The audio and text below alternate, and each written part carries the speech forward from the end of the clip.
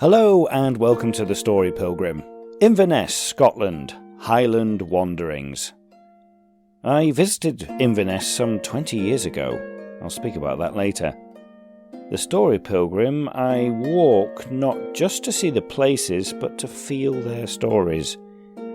Today I'll delve into the quieter moments, the ones where peace seems to settle, only to be stirred by unexpected shifts, reminding us that even familiar stories can surprise. I'm trying to find the meaning of the pauses, the jolts, and the echoes of the past. Once again, before we make those inquiries, please write me a review. Please click on those stars and help to make this podcast findable. Thank you. Okay, Inverness, let's get right to it.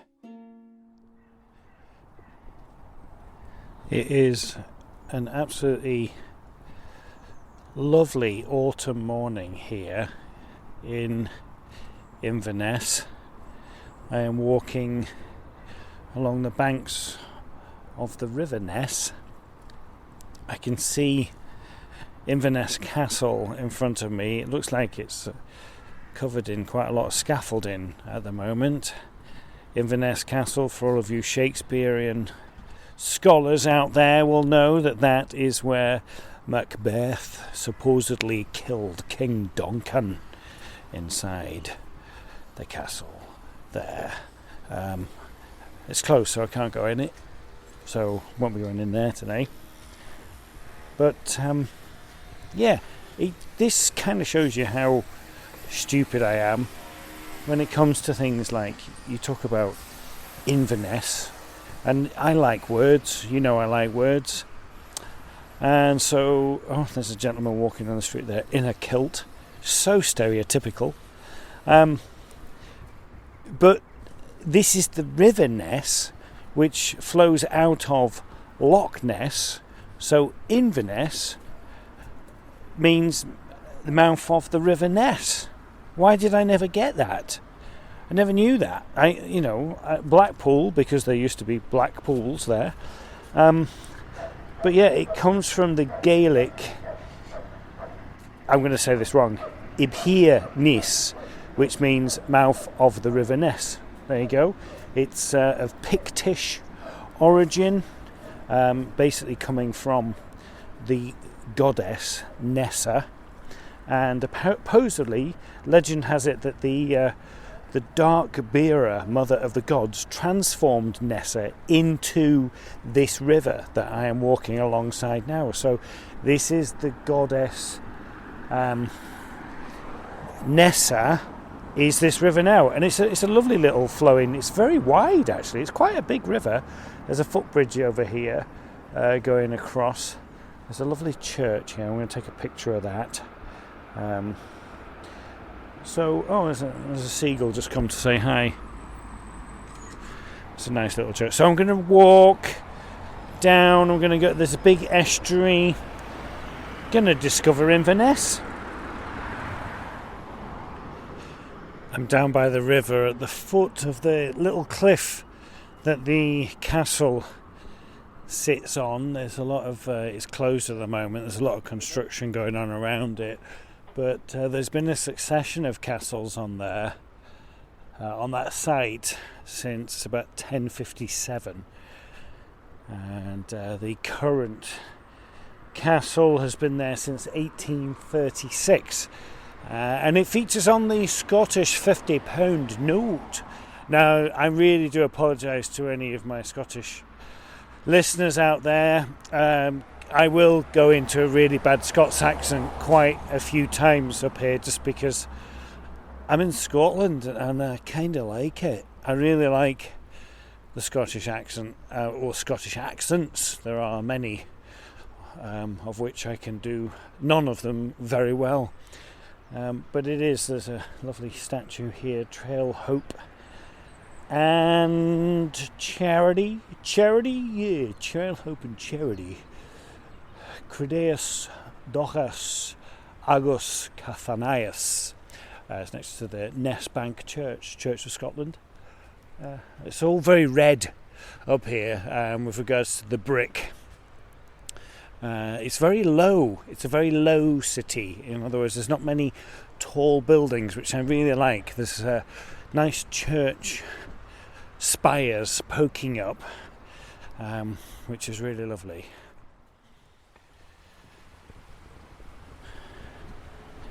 Inverness is the most northerly city in the UK, and lies on the Great Glen Fault, which is a fault line that goes basically from here all the way across Scotland to Fort William, and it's what they call a strike slip fault, and that basically means that the opposite sides of the fault, the rocks are like basically going in opposite directions. So for geologists, it's quite an interesting place to be. I remember that from my geography A levels. So coming down here, the river kind of like split. Well, it doesn't split. There's just like little islands in the middle of it. So we're going to cross over. But there's like, I don't know if you can hear that. There's that little rapids. It's very picturesque. It's lovely, and it's just right. Basically, I'm walking up the river towards Loch Ness. Loch Ness, the largest of the Scottish lochs. Loch is just Scottish for lake. Loch Ness actually has more water in it than all of the lakes in England and Wales. It's huge, and I think at one point it goes up to about 230 metres deep. It's like really deep. So that will be, I think, another trip. Come up and really take in the Scottish Highlands. I haven't really had much time up here, and it's a different world. It really is. This is just lovely. Walking along here, it's very picturesque and serene and calm. That fact is a little overwhelming. That is a big loch. Visiting places not only brings new experiences, but it can also dig up old memories. When I first moved to London in 2000, I'm walking under another tunnel at the moment where it might sound a bit different. I started to pursue my career as an actor, and I didn't have a clue what I was doing. But I was doing different jobs, auditions, workshops, meetings. I really put a lot of effort in and a lot of energy into those years. And got to about 2003, and I'd just been solidly, from moving down to London, just solidly trying to get things moving, and things just weren't happening. And so I just need a couple of days away. And so I got a map of the UK, I put it on my bed, and I threw a dart at it, and the dart landed just north of Inverness. And now I found the canal. It's quite a large canal as well, this one. The Caledonian Canal. We'll walk up this to the river. Yes, it's quite a big canal.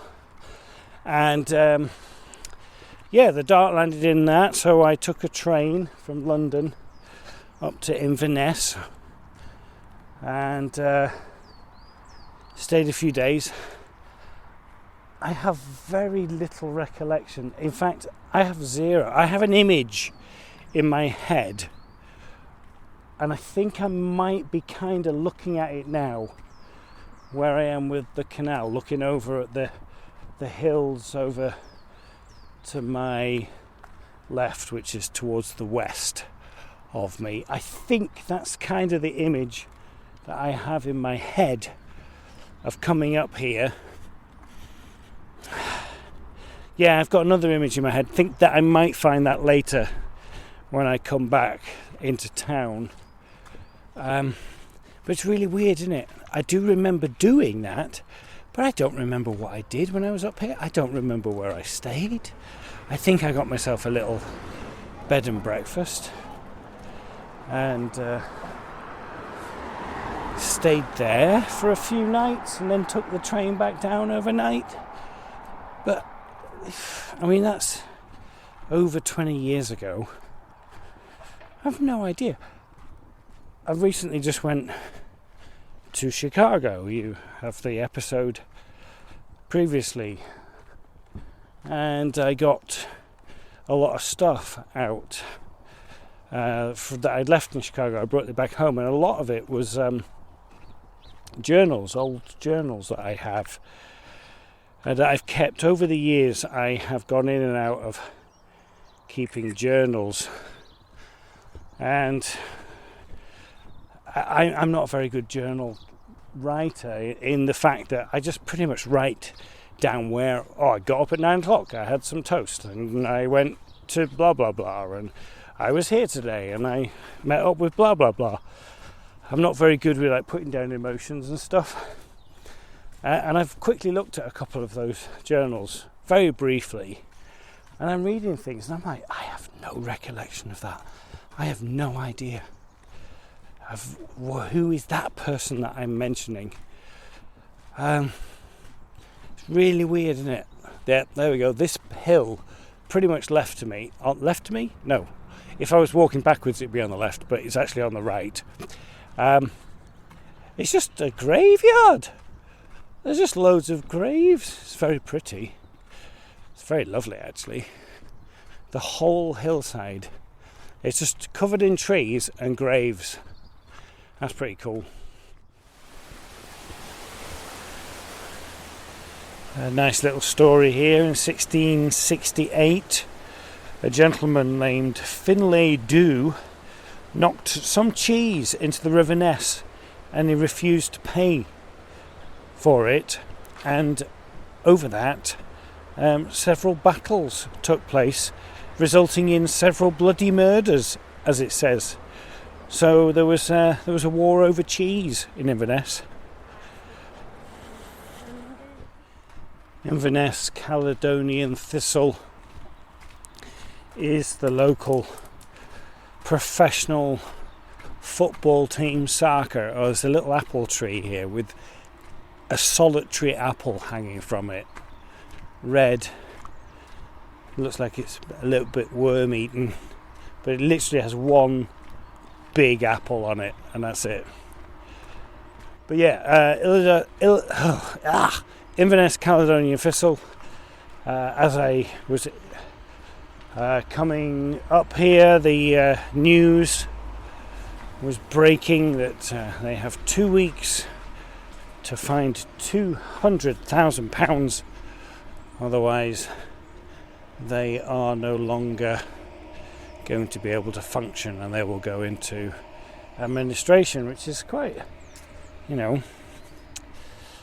what is that? I don't know. I'm just at the Botanical Gardens now, and there's a lovely 2 lumps of a hill. There's a fantastic cemetery at the top. Hey, again, we're finding those graveyards. I can see there's a on the top. There's some graves and stuff. That looks really cool. Now I'm trying to find the canal. I think I've lost it. It might be through here. I think I have to go underneath this tunnel. Cheese wars and football headaches. At the time of me creating this episode, Caledonian Thistle were only 33% of their way to raising that money. Best of luck to them. Now for something completely different.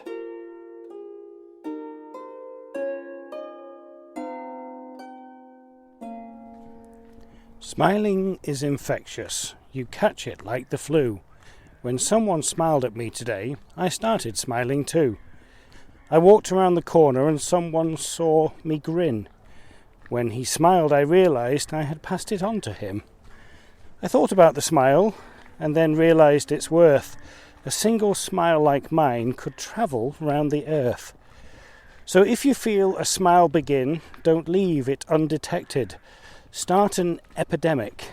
and get the world infected. I came across that lovely little poem the other day by Spike Milligan. What a lovely little poem. And it's so true, isn't it? How we say laughter and smiling is infectious, and we should feel more of it. And Spike most certainly did that. I think on his gravestone he's got written, "I told you I was ill." So even in death he has left us smiling. Hello.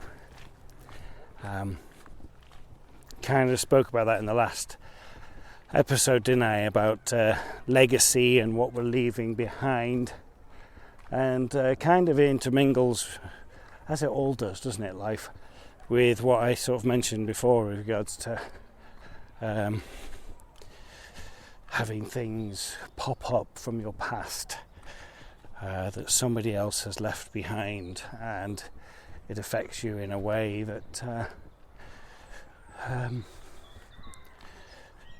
shocks you in a way. And also the fact that, you know, the same thing can happen to different people and they can react in completely different ways as well. And you go, well, it's the same thing. Why is that? Because we're all going through this life so differently. And I think just having an awareness of that, again, there goes that term, being aware of those things, really helps you to just make peace with it.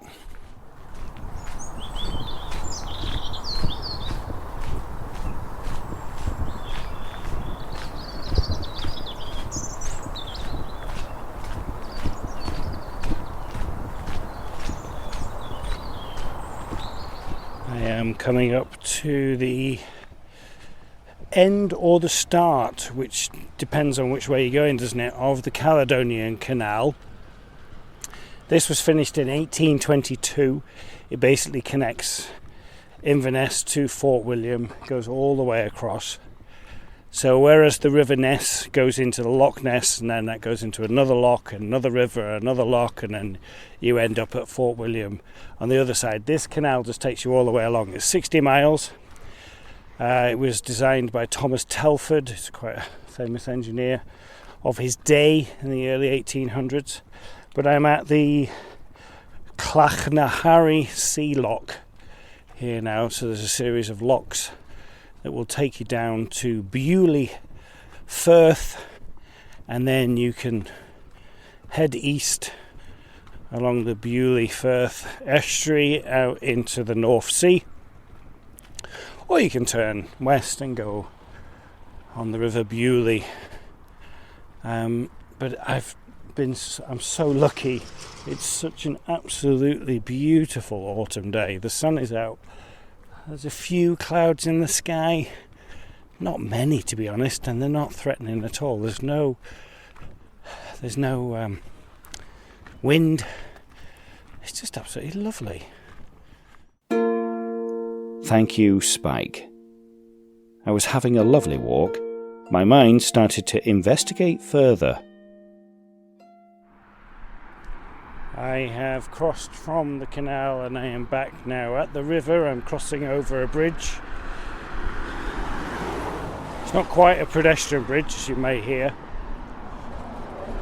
but going back over the River Ness into more the downtown city of Inverness. But as I was saying before with regards to what I was thinking about, you know, there's like a strange sense of peace that comes along with time. You know, you come to terms with things that have shaped you, you know, even the difficult parts, and you kind of like I said, you file them away under like understood that, I've resolved that, you know, or I've accepted that, and you kind of think you know what the story is telling you, and that gives you a sense of control. But then, you know, like you said, out of somewhere and it comes out, and you're like, well, you know, what happens if that story shifts? So that, you know, now that story's shift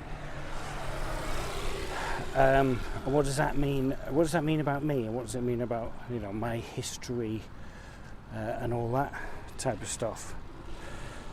I think it's okay to feel a little bit disorientated. To have a little bit of discomfort for a while, to sit in that. Maybe, that piece that I had before wasn't a full understanding of the whole perspective of everything. And also the fact that, that feeling of peace doesn't mean that the story's done. It doesn't mean that it's over.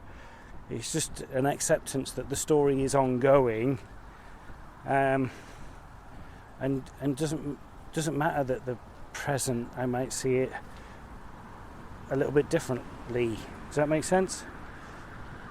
That I'm trying to say, for me, that now that feeling of peace isn't finality, and you think, people, I want the world. What do you want? I want world peace. That's not the end. The world will keep going. And just trying to put that perspective in there in my personal life. There's a lovely little bowling club right here and a family of ducks on the river. I found this place online when I was doing my research. It's called Leakey's Bookshop, and it's in an old Presbyterian church, and you go inside and it's absolutely wonderful. Well, they've got a cast iron fire stove going in the middle. It's got that smell of a good second-hand bookstore. I remember working with a comedian, I can't remember his name now, years ago, and he said he knows a good bookstore from when he walks inside it, and you get that smell. But it is an old church, and it's just stunning. There's a cast iron spiral staircase in the middle of it, and I am heading up now, and you get a wonderful view of it from up here. Used books mainly, second-hand books I should say, shouldn't I? But it's absolutely beautiful. So if you come in, you have to come in to Leakey's bookstore. They got maps as well. Abertaff House, built in 1593, is the oldest surviving house in Inverness. It says here that Cromwell's army marched past it, Jacobite soldiers walked through the streets around it, and it has witnessed sheep riots, cheese riots, the coveting times, and 2 world wars. It's got a fantastic stone stair. It says the Turnpike Stair. It's the only one of its kind in a domestic building in Inverness. It's like a spiral stone staircase. It's a really cute little house. There's a lovely little place called Victorian Market, which we're catching on to the concept of food courts quite well in the UK, with like the time-out markets that you might see around. This is one of those. But in there they have lots of, your standard things, sushi, you've got fish, you've got pulled meat, but in one corner there's the Good Girl greengrocer, which has all things organic, and in the other corner you've got the Bad Girl bakery and cafe with all the cakes and stuff, which I think is quite sweet.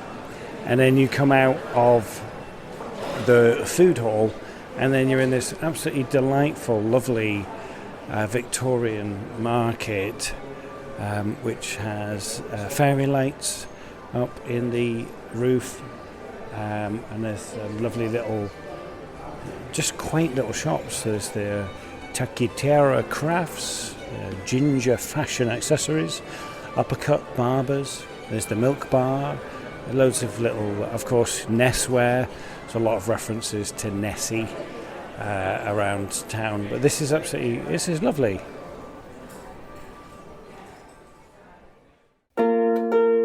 Leakey's Book and Map Shop. You have to go there when visiting Inverness. I was in the city and getting a good feel for what this city is.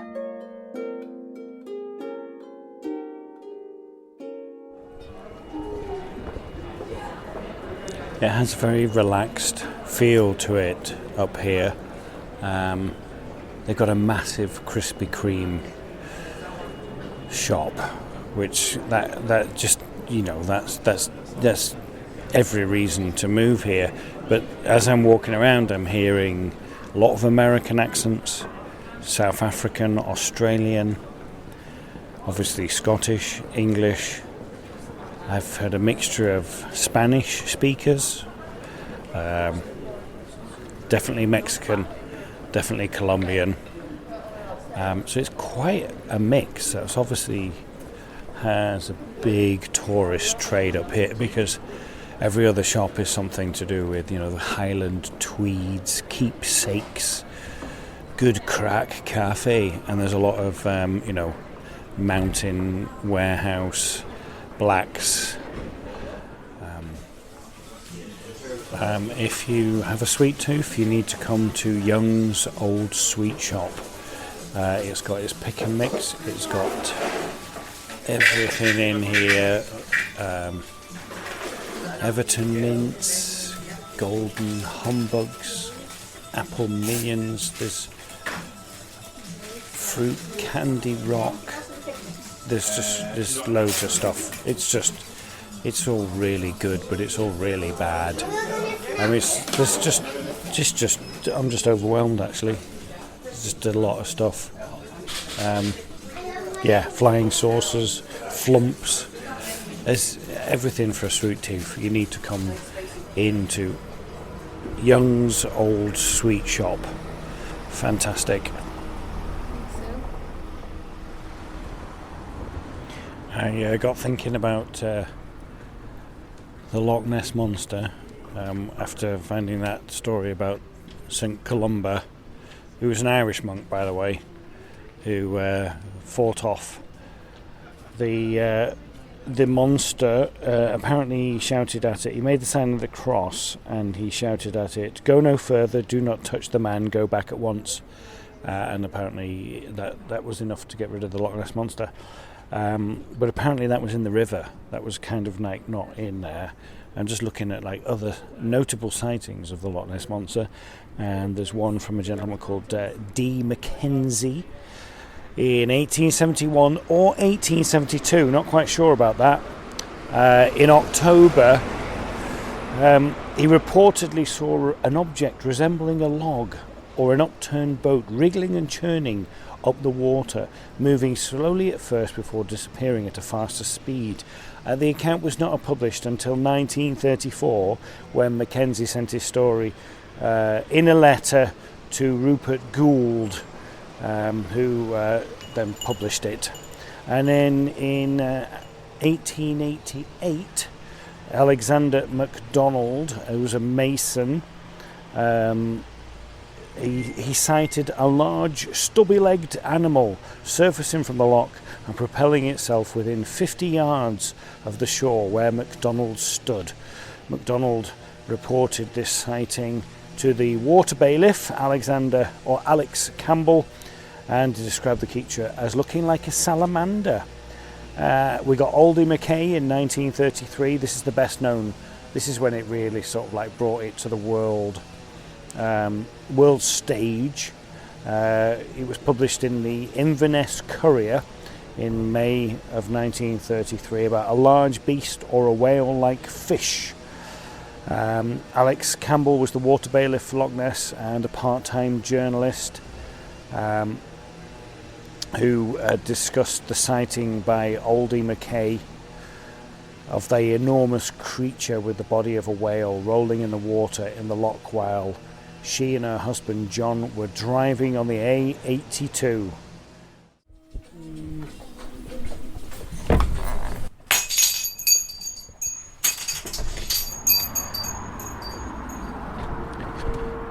Do enjoy going into charity shops as I travel around.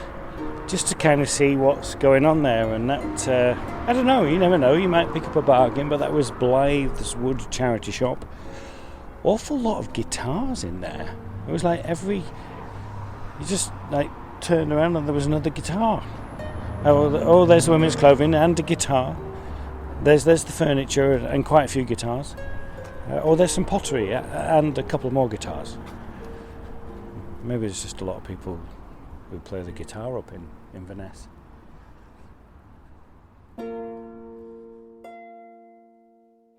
I'm struck by how stories, myths like the Loch Ness Monster and others born of history and mystery shape not only our thoughts but our very sense of place. Walking through Leakey's book and map shop, surrounded by maps charting both real and imagined worlds, I felt the weight of centuries of stories passed down. There's a power in these legends, an ability to guide our perceptions, alter our landscapes, and even influence how we see ourselves. Sometimes these tales offer comfort, other times they disrupt, forcing us to confront the unknown. Yet it's through these narratives, whether in the quiet straits of the Caledonian Canal or the bustling markets, that we connect to something beyond ourselves. So, as we part ways for now, I invite you to look for the myths in your own life, to wonder what stories you might leave behind in the places you pass through. The story Pilgrim was walked, recorded, edited, written by me, Darren Hill. The alluring music was written and performed by Anya Backer on Sean the Harp. Please seek us out on all social media and say hello. Thanks for joining me in Inverness. Until the next time, keep listening and buen camino.